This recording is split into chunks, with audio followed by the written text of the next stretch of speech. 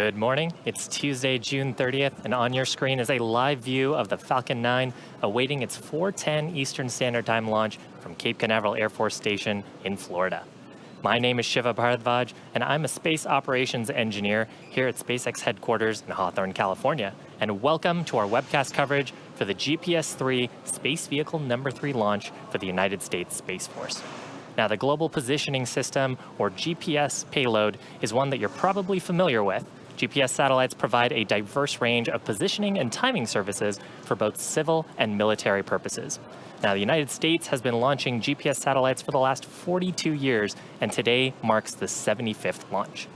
This launch is also particularly special because it honors the memory of Colonel Thomas Falzerano, commander of the 21st Space Wing, Peterson Air Force Base in Colorado.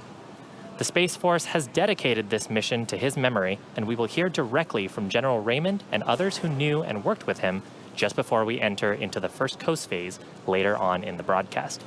Now, let's take a closer look at the vehicle that will launch the GPS-3 satellite and help us honor the memory of Colonel Thomas Falzerano.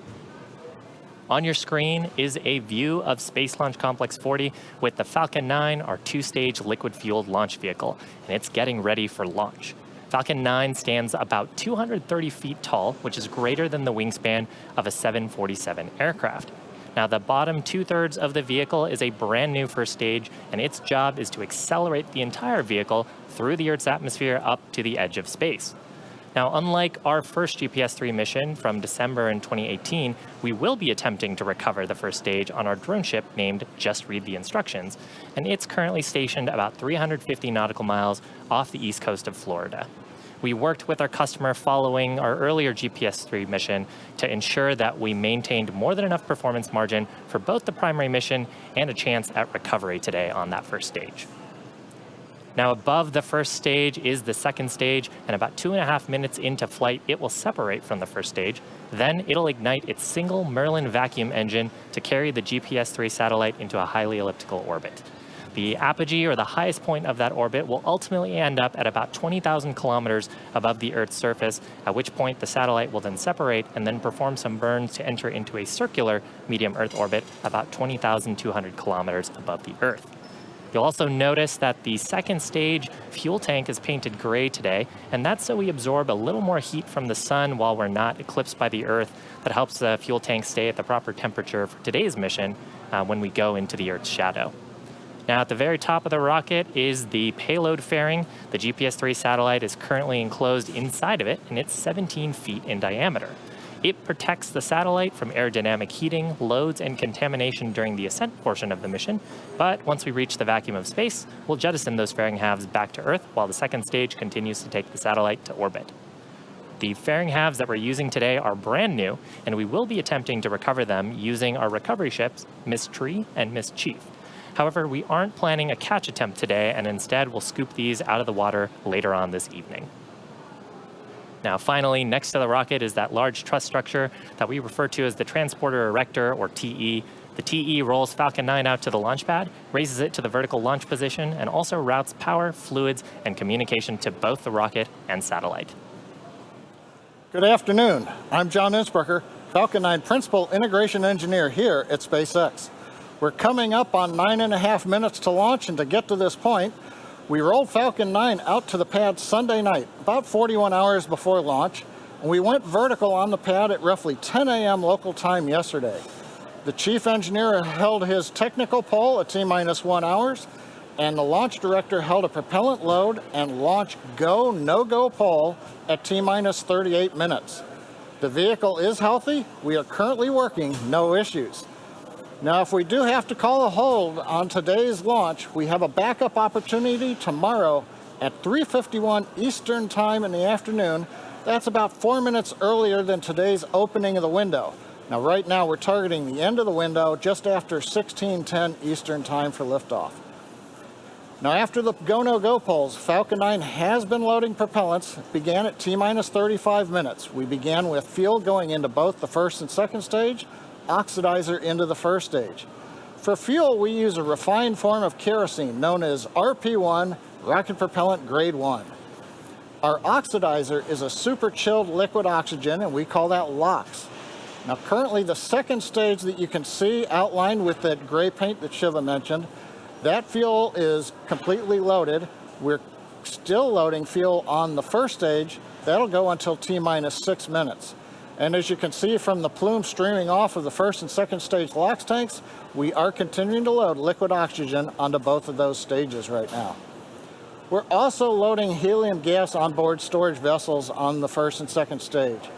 The Falcon 9 uses helium gas as a pressurant in the fuel and the LOX tanks.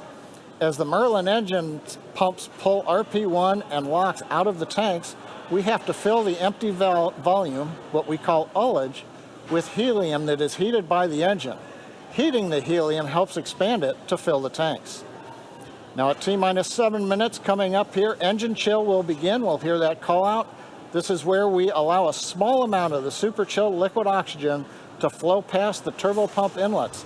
That cools them down to avoid thermal shocks when we light the Merlin engines at T-minus 2 seconds.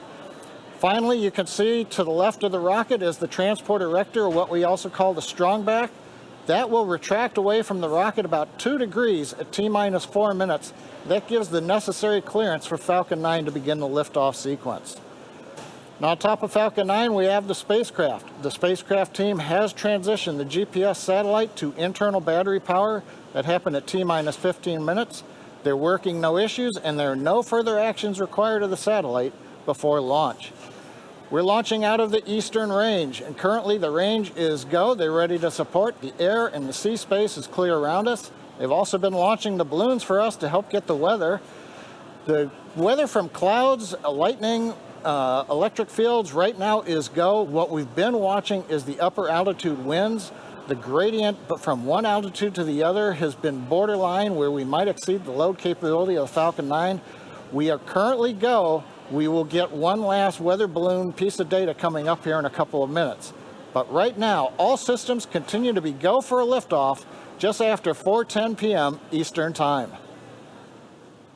Now, as we mentioned earlier, today's mission is for the United States Space Force, and we're launching the GPSIII Space Vehicle number 3 as our payload. Now we'll hear from Lieutenant Colonel Margaret Sullivan, Material Leader of the GPSIII Space Vehicles, and Tanya Ladwig, Acting Vice President of Navigation Systems at Lockheed Martin, to learn more about today's satellite.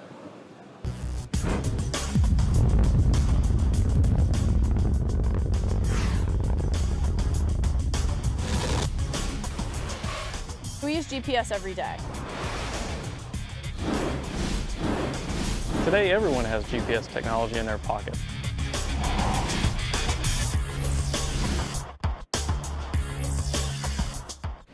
It's 25 years of space-based position, navigation, and timing, supporting the entire world. GPS touches the lives of everyday people all the time.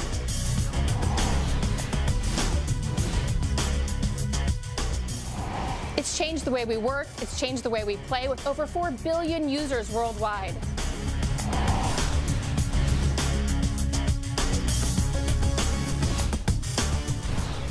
We're already preparing for the next generation of GPS satellites with our GPSIII follow-on contract, and we're inserting greater technology for greater capability.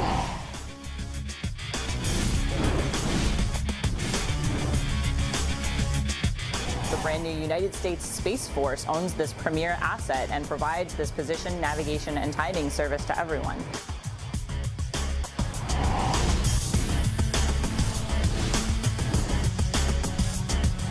And for all personnel on the countdown net, we have an update from GNC informing us we have a good weather balloon. Proceeding on with the countdown. T-minus 4 minutes, 20 seconds and counting. Today's GPSIII Space Vehicle 3 mission is dedicated by the Space Force to the memory of Colonel Thomas Falzerano, and we will hear directly from General Raymond and others who knew and worked with him just before we enter our first coast phase later on in the broadcast. Now we're currently just inside 4 minutes from liftoff. We did get the good news just a moment ago that the latest weather balloon is go for launch, so we're going to continue to count down. We've begun retracting the transporter erector strongback away from the Falcon 9. You can see it on your screen. Moves back a couple of degrees to get us ready for liftoff. Now the Falcon 9 is now moving into the final stages of the countdown. The vehicle remains in good health. Fuel loading is complete on both the first and second stages. Liquid oxygen loading will wrap up shortly on the first stage and will complete at T-minus 2 minutes on the second stage. At 1 minute before liftoff, you'll hear the announcement that Falcon 9 is in startup. That means the rocket's own internal computers on first and second stage are controlling the launch countdown. The GPSIII space vehicle continues to be go. The Falcon 9 team is tracking no issues on the rocket. The weather has turned green for us here in the last minutes, and the range continues to be green for launch. Now again, as a reminder, if we don't launch today, we have a backup opportunity at 3:51 p.m. Eastern Time tomorrow. First stage LOX load complete. Launch director has just called out that the first stage LOX load is complete. We're now loading just liquid oxygen on the second stage. Approximately half a minute, LOX loading should complete on stage 2.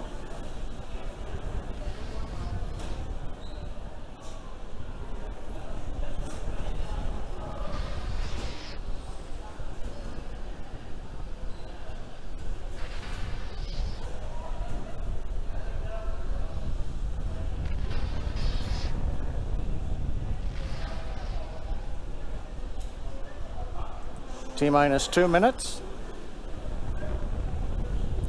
That announcement tells us that that chilling that we began at T-minus 7 minutes has lasted long enough. And we are good for the ignition sequence on the Merlin engines coming up in just over a minute and 40 seconds.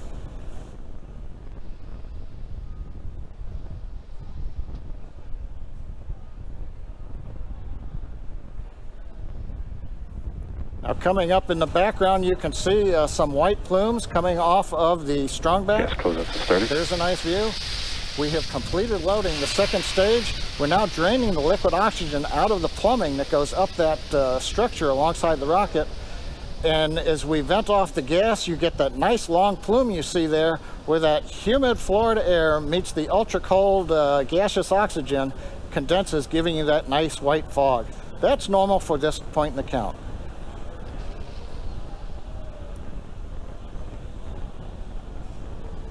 Falcon's in startup. AFTS configured for flight.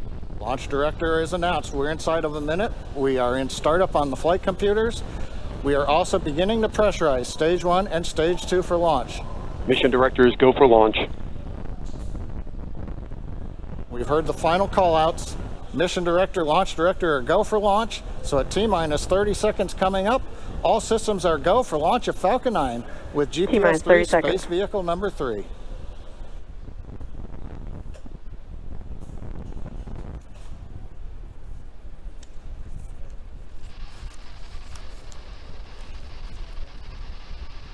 T-minus 15 seconds. 10, 9, 8, 7, 6, 5, 4, 3, 2, 1, 0. Ignition. Liftoff. Go Falcon, go GPS.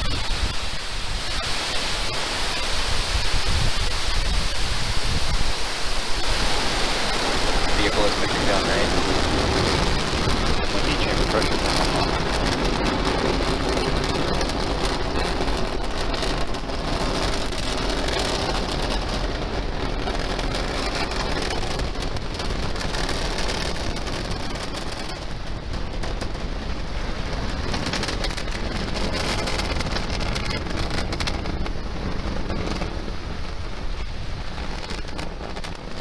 T plus 40 seconds, we've heard call outs.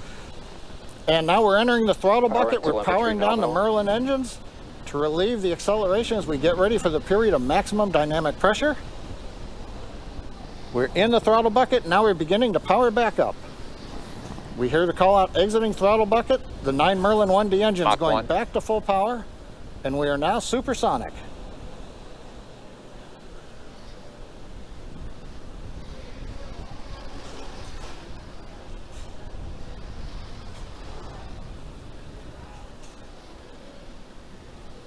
Max Q. Guidance engineer calls out max Q, the period of maximum dynamic pressure, or Q, on the vehicle. From this point forward, although we go faster and faster, the thinner atmosphere will put less loads on the airframe of the rocket. Coming up next is chill-in of the upper stage engine. We've got a good trajectory. And back engine chill started. We've begun the chill-in of the upper stage engine. Power on the Merlin 1D engines looks good. Avionics reports everything is nominal.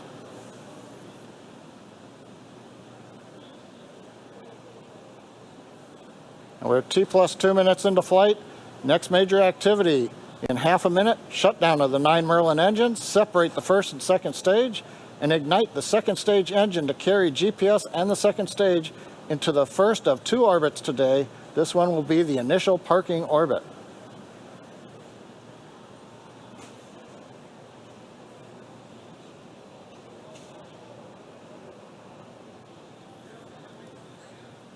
Falcon 9 preparing for MECO.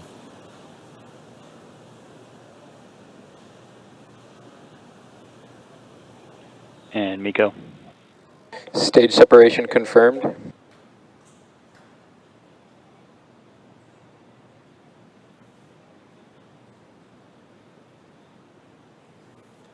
And we've confirmed ignition of the second stage engine after a good stage 1, stage 2 SEP. You could see briefly the Falcon 9 first stage in the background. Both vehicles are following nominal trajectories. Call out that both vehicles are following the planned trajectory. First stage continuing to coast to apogee, where it'll then slowly turn around and descend back to the drone ship for landing in the Atlantic Ocean. The second stage engine beginning the long burn to get it into the parking orbit. Acquisition of signal, Maryland. Coming up, fairing deploy. Waiting to see the camera switch forward. Fairing separation confirmed. And we've got fairing separation. The 2 halves of the Falcon 9 fairing separating, the pneumatic system unlatching the locks that hold it together, and then the pneumatic pushers separating the 2 halves. As the fairing falls away from the vehicle, we can see on the left side of the screen the grid fins, the large titanium castings that are mounted to the first stage have deployed. They'll be used later as we come back into the atmosphere for precision guidance of the first stage to land on the drone ship. On the right-hand side, we see the second stage engine continuing to burn. It's at full power. Everything's looking good with the trajectory. So at just past T+4 minutes into flight, everything is go on the flight of Falcon 9 with GPS-3 space vehicle number 3.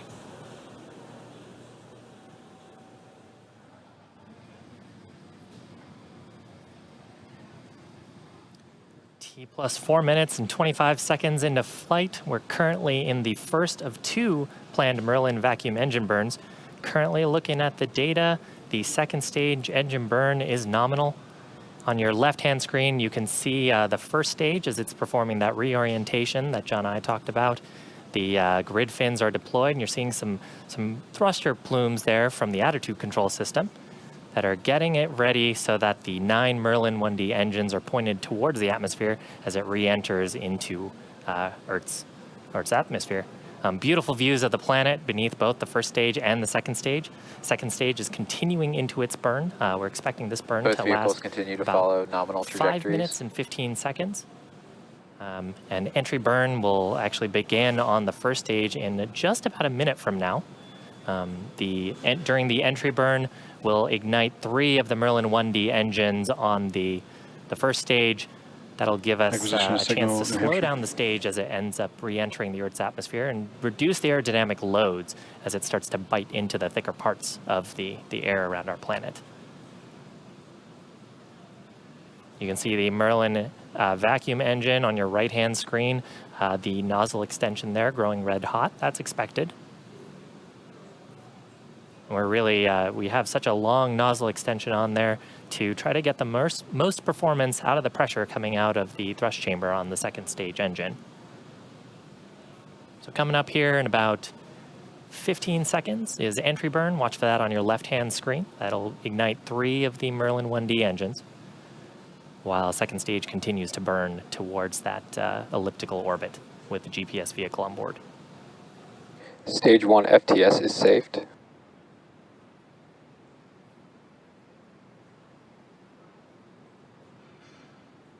Stage 1 entry burn has started. There's successful ignition of the 3 Merlin 1D engines on the first stage. We're expecting this burn to last just about 30 seconds.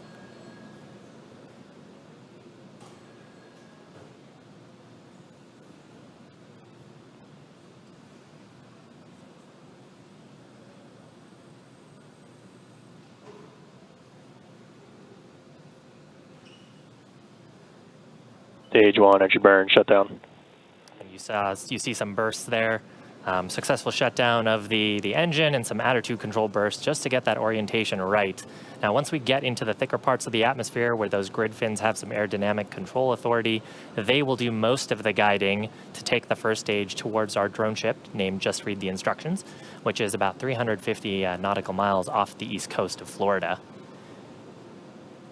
Coming up at about 50 seconds from now, we'll have 2 events happening about the same time. The first stage will ignite its single center Merlin 1D engine for landing burn.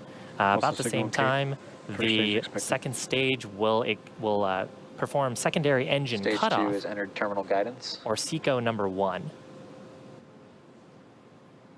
And while those 2 things occur, about 25 seconds later, the first stage will hopefully touch down on our drone ship. In between, they're deploying its landing legs. So watch for that on your left-hand screen. Stage 2 FTS is saved.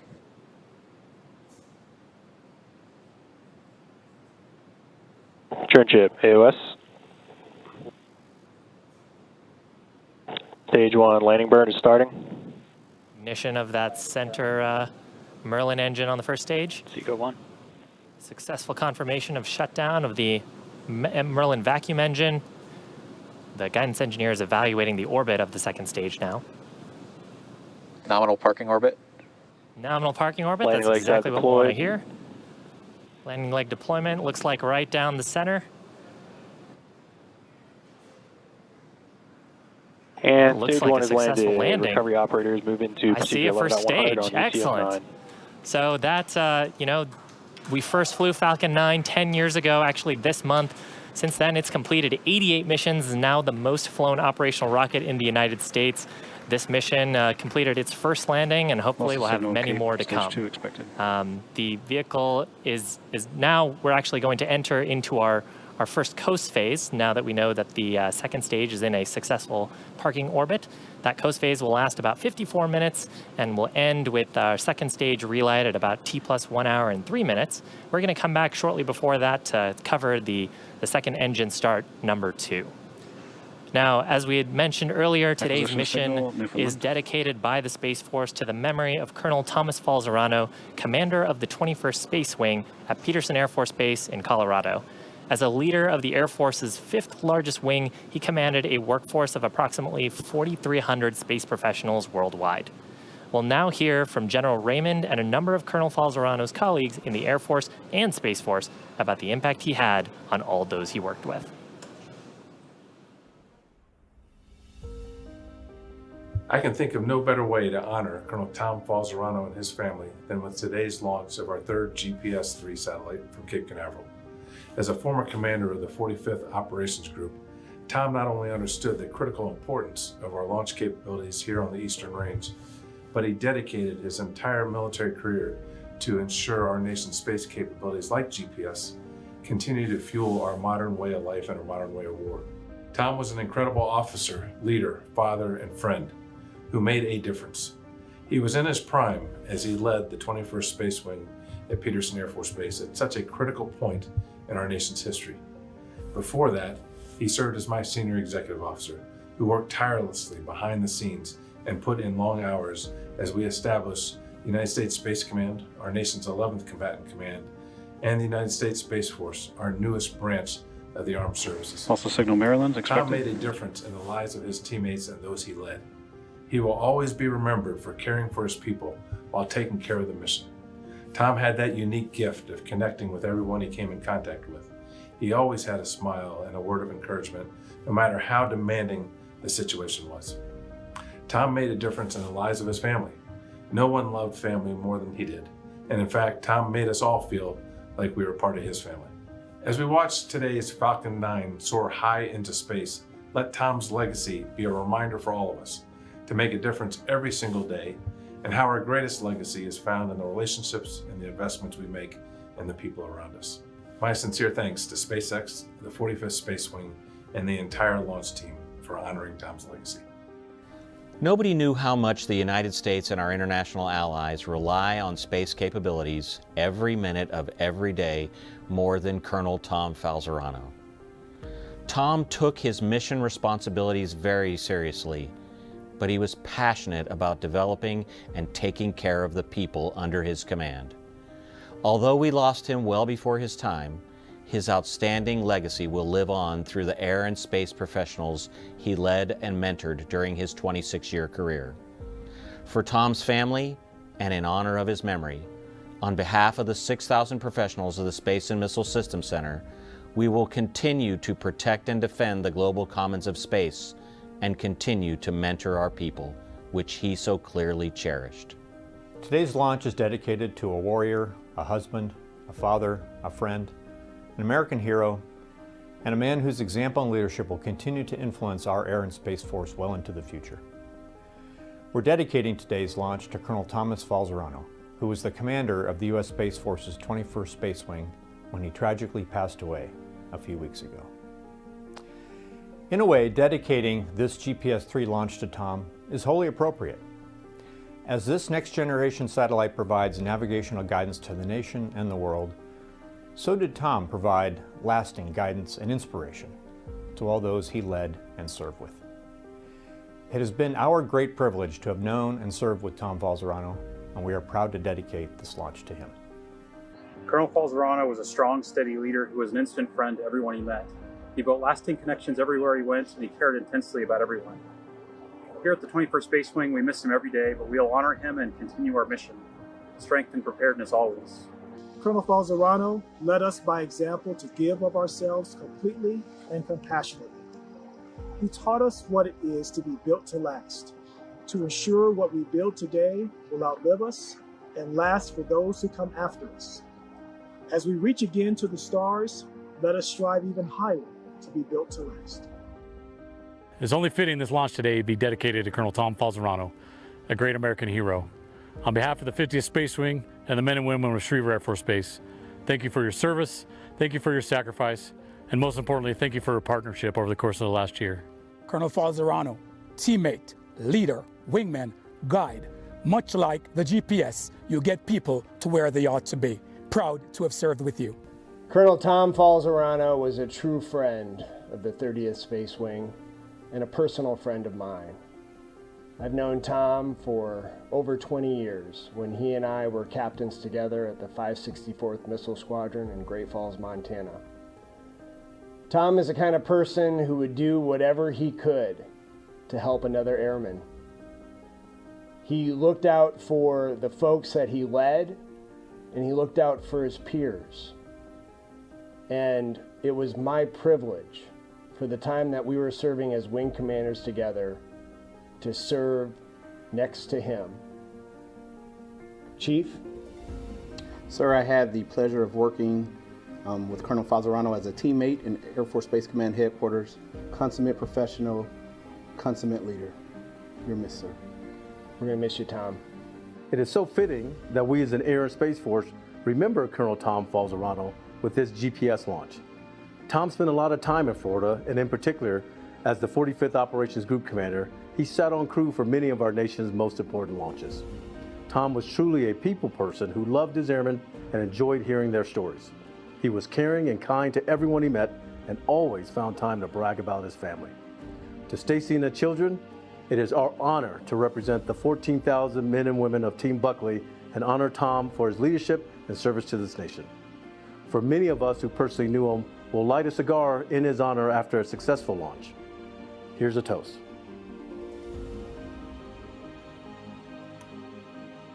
It's my pleasure, along with other leaders of the United States Space Force, to honor the life of Colonel Tom Falzarano during the SpaceX Falcon 9 launch of the next GPS satellite. Colonel Falzarano is a former commander of the 45th Operations Group, and his legacy is felt throughout the Eastern Range. We have a saying in the 45th Space Wing, once a shark, always a shark. And the sharks of the wing are so sad to hear of the passing of Colonel Falzarano. We'd also like to pass on our condolences and tell Stacy and the children that our thoughts and prayers are with them. Falsey, I just want to say thank you for your many years of friendship to me personally, and to your many years of service to the United States and the United States Space Force. You left us too young. You are and will continue to be missed. Thank you.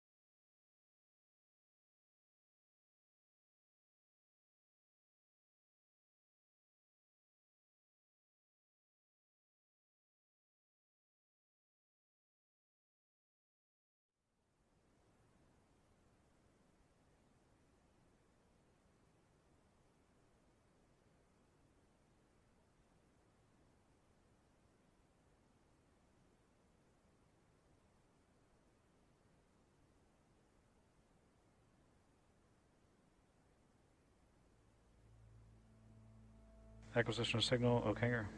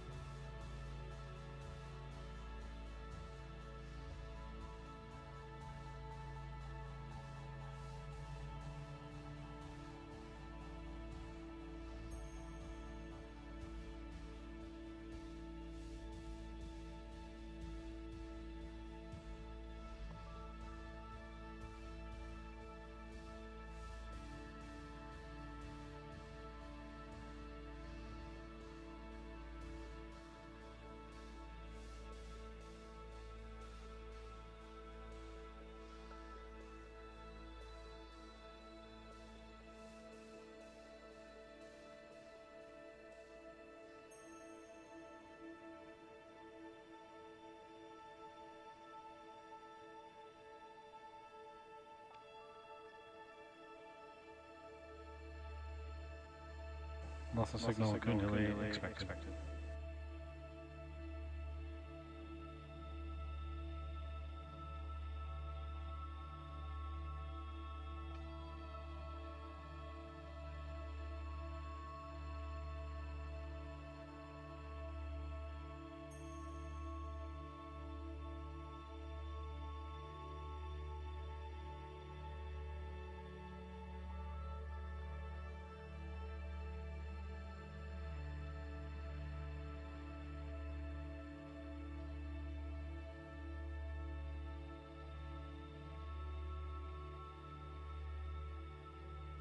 Loss of signal, okay here, as expected.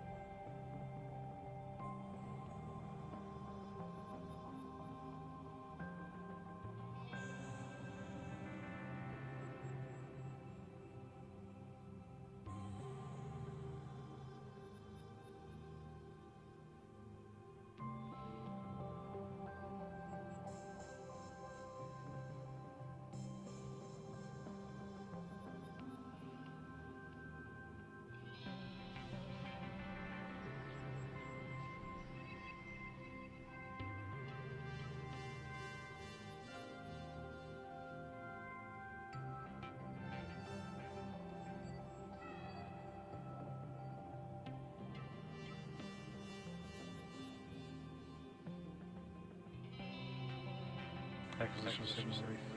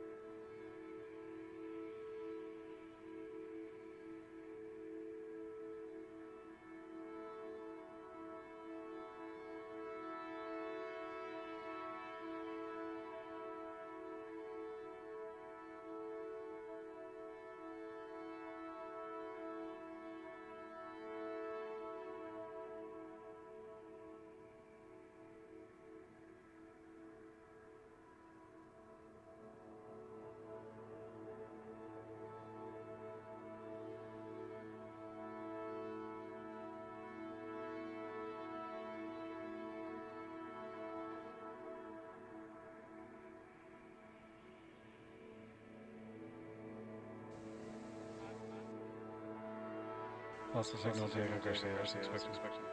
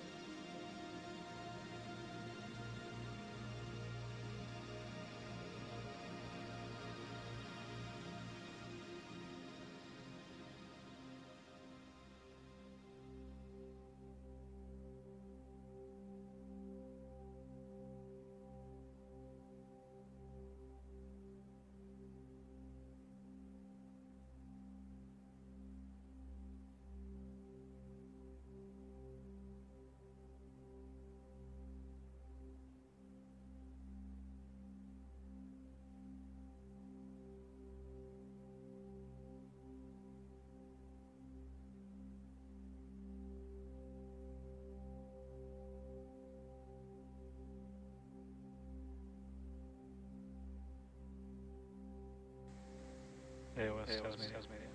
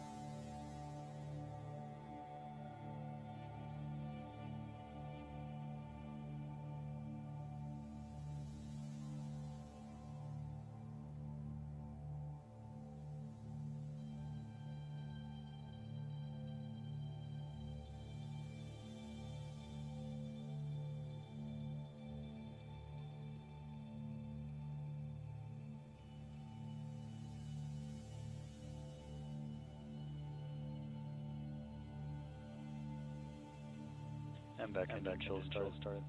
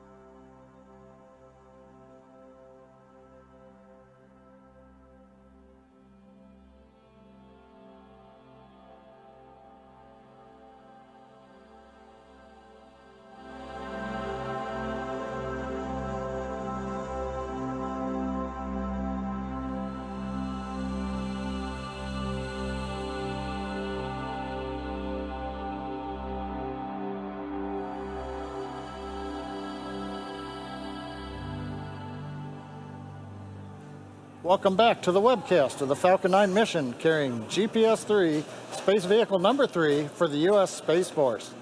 Now, if you're just joining us, we had a smooth liftoff at 4:10 p.m. Eastern Time, followed by separation of the first and second stages. We then had a successful burn of the second stage Merlin vacuum engine, and that placed us in the desired parking orbit. You can see on the screen, we're currently 422 kilometers up. We're passing south of Australia right now. Our next major event coming up in just 30 seconds is the second start of the upper stage engine called SES-2. Currently, from the orbit graphic, we are receiving data through our ground station in Tasmania. Second stage is firing settling pulses using cold gas. Make sure propellants are at the top of the inlets of the pump, ready to light that engine.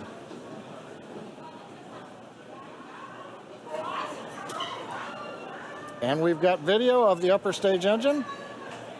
And we've got startup confirmation.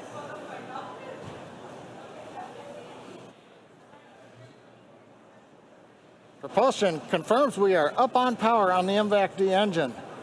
Now the second stage will burn for 44 seconds, and that's going to add over 2,000 meters per second to the speed of Falcon 9 before we shut it down for the second time. Now this shutdown event might be called out as SECO-2. Now this burn that we are in right now will place the GPS-3 space vehicle into the required orbit prior to separating it from Falcon 9.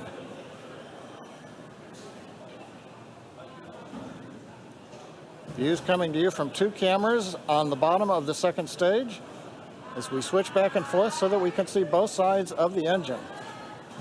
We've got shutdown, waiting for orbit confirmation.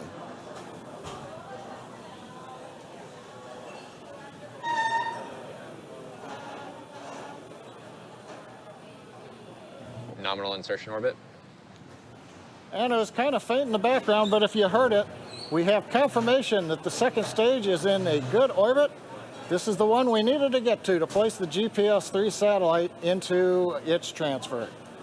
We're now going to head into a second coast phase with the GPS satellite still attached to the second stage.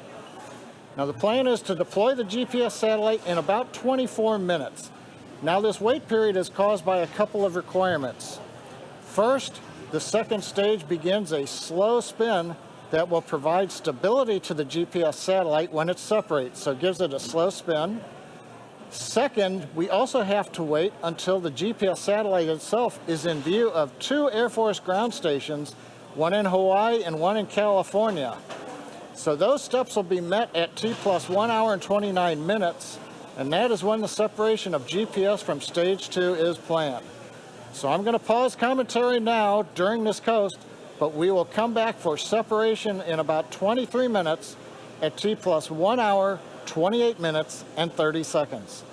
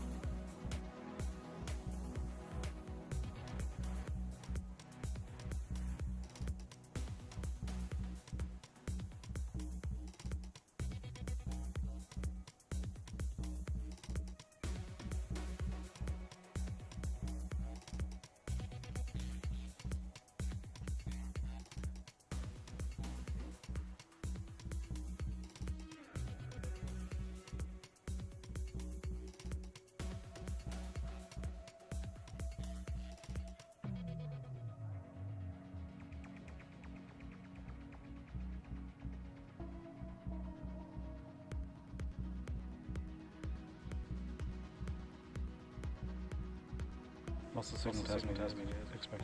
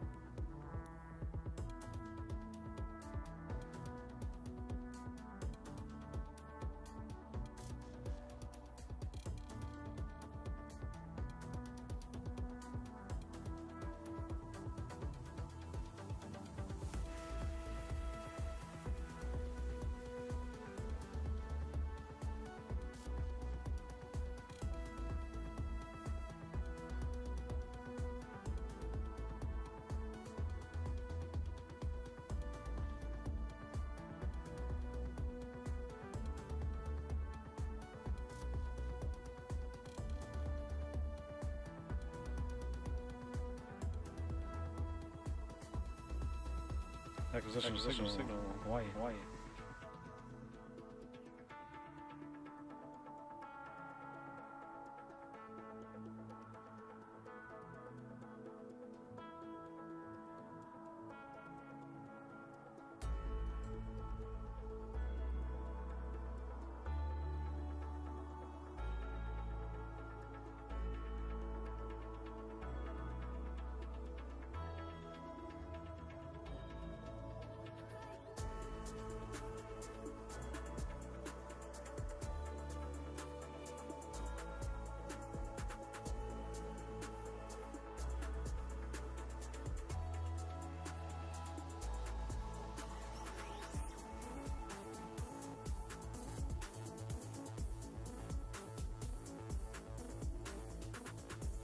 Acquisition signal, Vandenberg.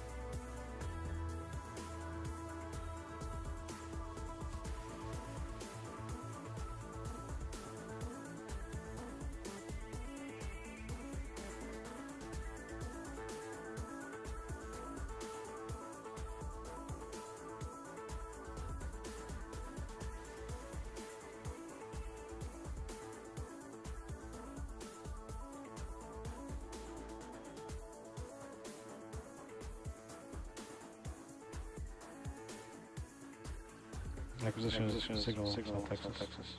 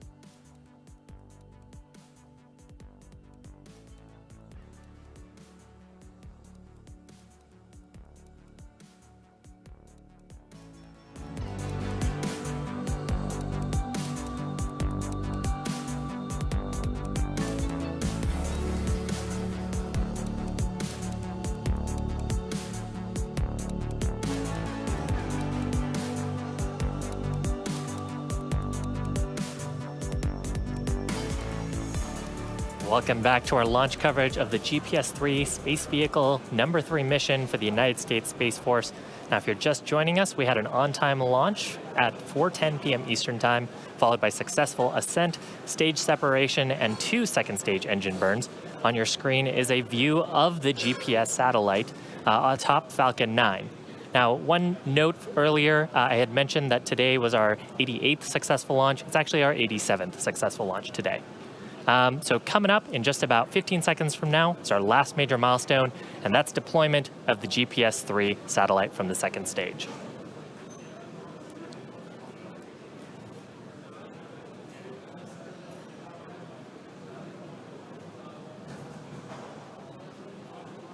Payload separation confirmed. And successful confirmation of the spacecraft continuing on to perform its mission. From here, the satellite will undergo some activation checks and perform burns to raise into a circular orbit about 20,200 kilometers above the Earth's surface. And with that, that's actually going to complete our primary mission. Now, another note, if you were watching our webcast earlier, we accomplished another recovery objective today, and that is successful securing of both the fairing halves that we jettisoned early on in the mission.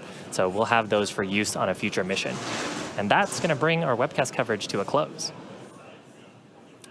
Great view looking at the GPS satellite moving away from the Falcon 9 second stage. We want to thank the United States Space Force for entrusting us with today's GPS-3 Space Vehicle 3 mission, and we also want to thank the satellite manufacturer, Lockheed Martin. SpaceX is one of 2 certified providers for national security space launch missions, and we're proud to be able to offer reliable, cost-effective launch services to the U.S. Space Force. We look forward to the additional GPS missions we will be supporting in the future. I also want to give out a special thanks to the 45th Space Wing for the range support out of the Eastern Range today. And finally, with this last view, watching GPS-3 satellite number 3 drifting away in the distance, we want to thank all of you, our viewers, for tuning in, and have a good day.